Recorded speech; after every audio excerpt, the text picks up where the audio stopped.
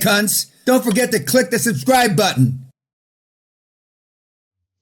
And one of the reasons that he has been so successful, where is the fucking thing? Oh, here it is because he and the old man came out like sharks.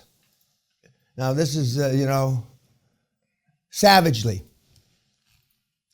And even though he said he spent a few days, he had to think about a couple of things that he talked about, but he didn't think too much about it. He just took action. And most people inherently won't come out of the blocks like this. For all the obvious reasons I don't have to explain, most of which are parental. The first day you go off to school, you probably don't remember. For those of you that have sent kids off to school, be a good boy, be a good girl, don't get in trouble, keep your head down, don't volunteer, or words to that effect. And what has it gotten you? And where I went to school, I don't think my dad said beat everybody up, but they were different kind of words. And I remember when I went away to school, I went 3 blocks. I had to walk 3 blocks, but when I go back there, and I've walked it since, maybe 15 years ago, I used to think it was so far to school when I was a little kid walking. I mean, it's down 1 block and up about 2 short blocks. Yeah, and it's nothing. But when you're little, and all the buildings look big, etc. But when I went off to school, my dad gave me the speech because he was going to be out of town. So he gave me the talk. I don't know if it was a month before I went to school, but it was some period of time. And he just said, he didn't give me any of those instructions. He just says, do what the priests or the nuns say or whatever. And that was it. And if you don't, and I come back, I'm gonna give you, hiding. I'm gonna spank you. He never used the word spank. He used the word beat from when I'm a little kid. But I came out, differently than most kids, and I've turned out differently than most kids. But Thomas came out smoking. Oh, sorry. I mean, you leave it to an Englishman every time. But see now, I don't know exactly. I think that's a seal that shark's eating. I don't know, but it's some. There's actually a documentary on this. So yeah. I think it's a South African. I saw it on the plane over here. They actually lure it. It's actually not a real seal. No. Because they actually got the sharks in New Zealand jumping out of the water, and they weren't able to do that before. This was done. I'm not sure about this one, but it started in South Africa, and then they get this lure, and they're just sitting on the back of the boat, waiting for the right shark. Well, I've done in my youth. I did a lot of shark hunting, and crazily enough, I jumped on a great white shark. It had a cinch on me, and I was bouncing up and down. I was obviously drunk on my ass, and I had a baseball bat in one hand and a .45 automatic in the other hand, and the shark didn't feel the bullets, but he did feel the baseball bat, and then they yanked me off him. But some of the guys go, do something to scare yourself. They go cage shark hunting, where they're in a cage. But every once in a while, the sharks get through the cage. Not too often, but every once in a while. And when you've got a 8, 10, 12, 10-foot shark, it's one thing. But when you've got a 15, 20-foot shark, I mean, they can go through the cage. And you read about it, and they try to tone it down, just as the press tries to tone other things down. But Thomas, he's done terrific. Now, belief in oneself is contagious, and he typified that yesterday. Not me having belief in him, but him having belief in himself. And it's contagious, but it's also hard to do. For all the data, the big data that you've got in your head that you've collected over the years that tells you the shark's going to eat you or they're going to reject you, et cetera, et cetera. And that's why there's so many guys out there that are collecting money from the public to, how to act more confident, how to get your willy wet. They don't call them that, but that's what. If you take a course on how to get confidence because you want to meet girls and get laid, But girls take those courses too. You know, and I think I might have mentioned our daughter went to finishing school. You know, they teach you how to walk with a book on your head and walk straight and talk properly. And of course, I wasn't much of an example about talking properly for our daughter. For our sons, it was great. Fuck you! Okay, let's step outside. In fact, we don't have to step up. And I never stepped outside. As soon as that, bam! Because somebody's got to walk out first to step outside. And if you walk out first, you're going to get hit right in the back of the fucking head if this guy's got any brains whatsoever. And it's not Marcus of Queensberry, you know. And so as soon as the voice raised, I was almost always. Sometimes I wasn't quick enough to hit first. And it's been proven that 80% or some high percentage of the guys that get in the first punch win. And I knew that from my dad. And so as we're using, you be a good boy. And you know, and you got so many toys, why don't you share them with Billy? Fuck Billy! We're not sharing anything. His parents should have bought him some fucking toys. Leave my toys alone. And just the opposite. I don't think anybody in this room was raised, don't share. Don't be generous. Don't be this, don't be that. But the self-belief is what it's all about. And I believe that political correctness is a manifestation of lack of self-esteem. The world doesn't think much of itself, the people within the world, and that's why Gallup poll said in 2017 that 87% of the people on the planet are unhappy. I think it's higher than 87. But let's just say it's 87. With all the modern technology we have, and that's with everybody fucking around and doing this shit, they're still unhappy. 87%. Let's say the Gallup is, right. What does that say about the 200,000 years that more or less we've been on this earth as humans? Not much. Not much. So it's an easy story for me to sell that we're past it, I'm only right about 99.5% of the time. I really do hope that half I'm wrong and we're not past it. Whenever I want to delude myself and just kind of chill out. When I was in Kathmandu, namaste, and I didn't do this, but namaste. Well, maybe because it's I don't know if it's spiritual or whatever it is, but like I told you, 10 days later I was back to normal, but it lasted about 10 days, and I don't know what that was, but I'm not going to move to Nepal to keep it all my life, or I'm not going to go to Tibet and be a monk. But the self-belief in Thomas is a living, breathing example who happens to be sitting in the room.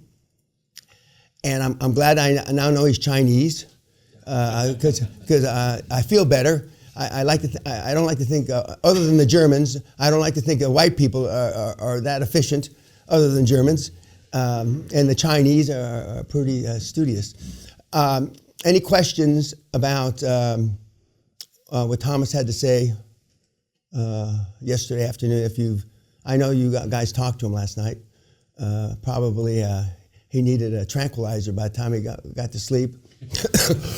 And I'm still getting over my cold. Half of the group in the last hardcore got ill off of one guy. If you don't believe the germs spread, I mean, you can see it. The first day, the guy was sniffling. He was sitting here. And by the fourth or fifth day, three or four more people. And by the last day, half or more. So I believe in germs because I can see them at hand.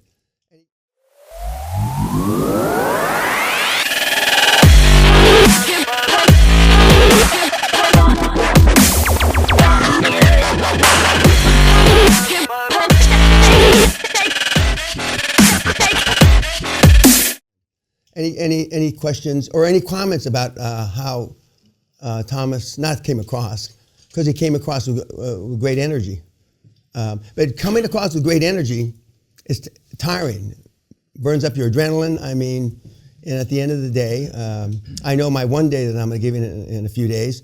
By the time I get done, 6 or 7 o'clock, I'm sitting in whatever the closest bar is, assuming I can get through the throngs of people chasing me. I'm going to use him as an interceptor because they'll see him and they'll all gravitate to him right away. And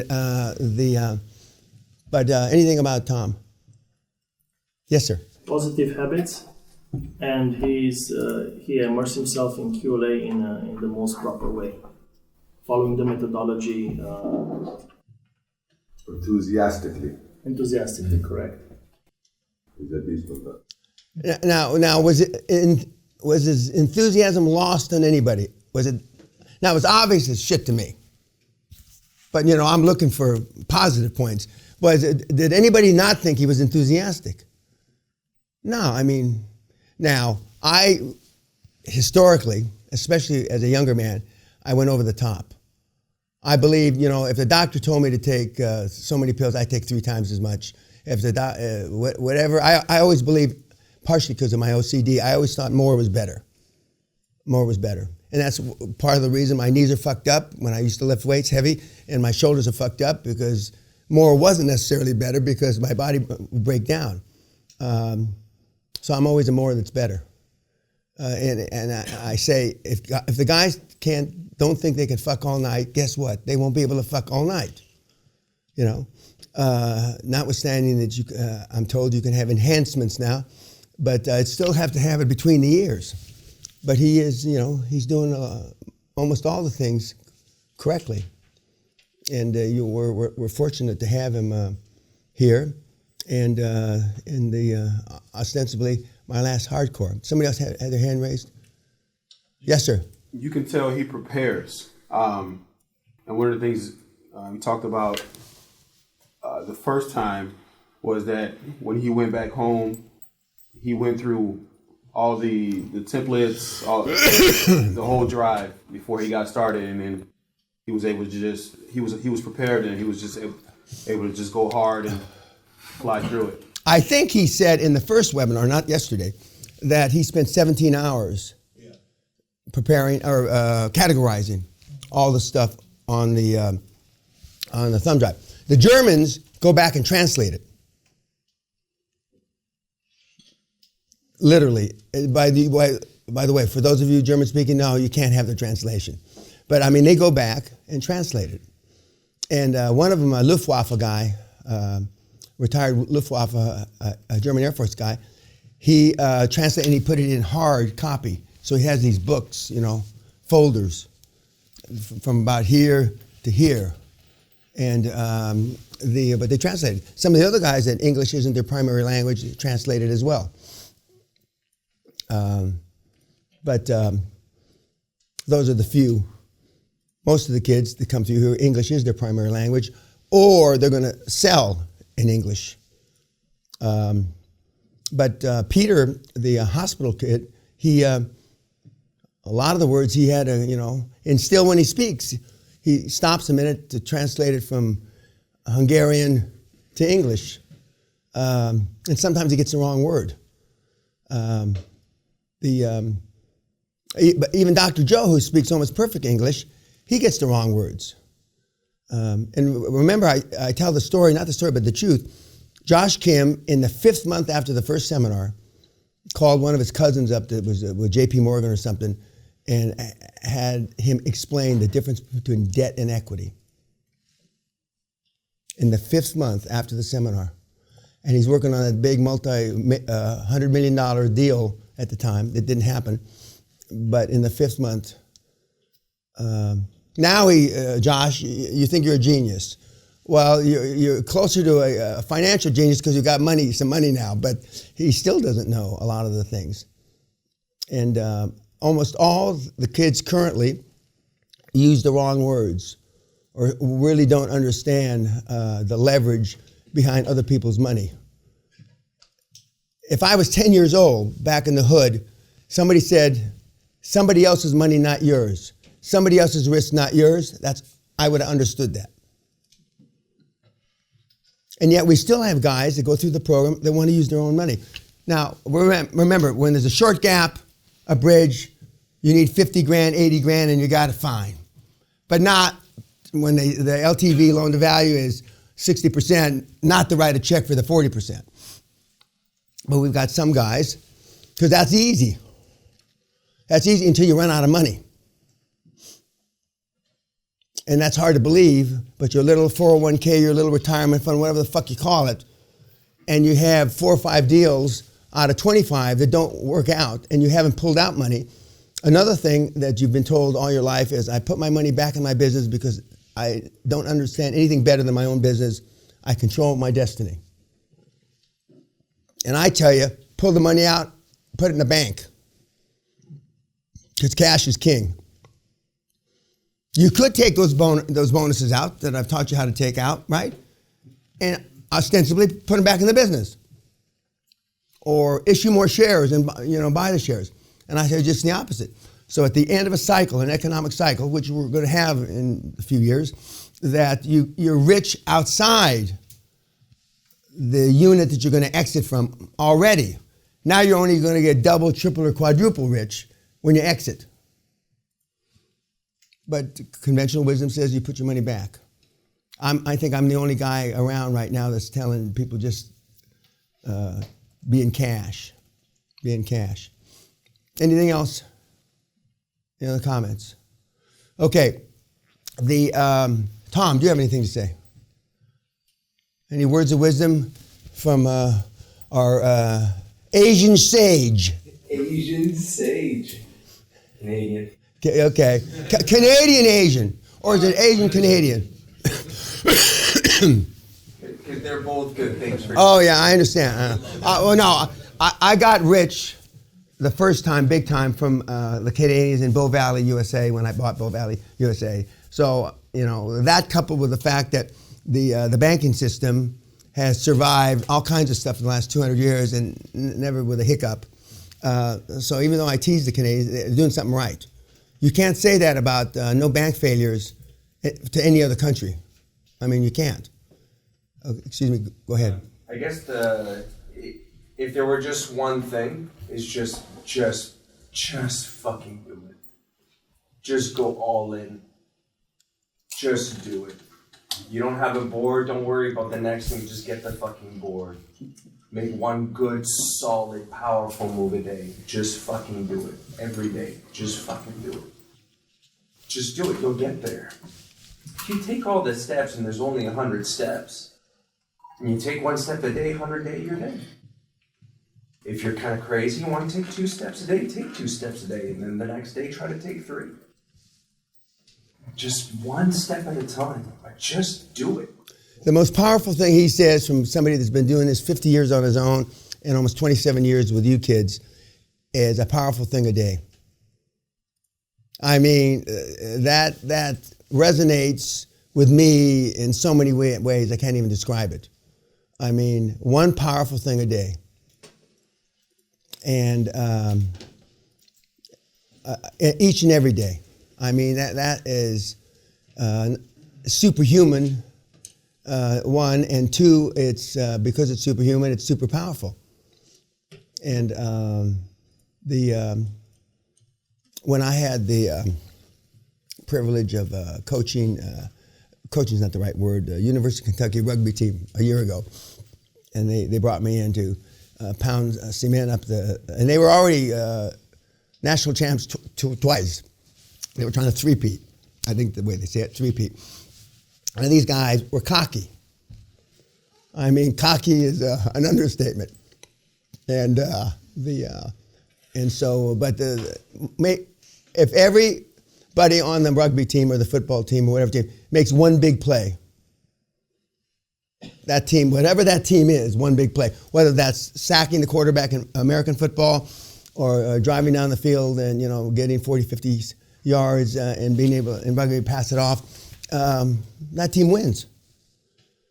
That team wins.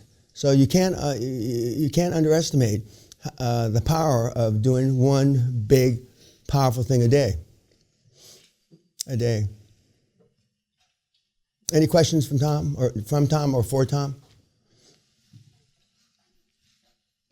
Okay, YouTube, thank you.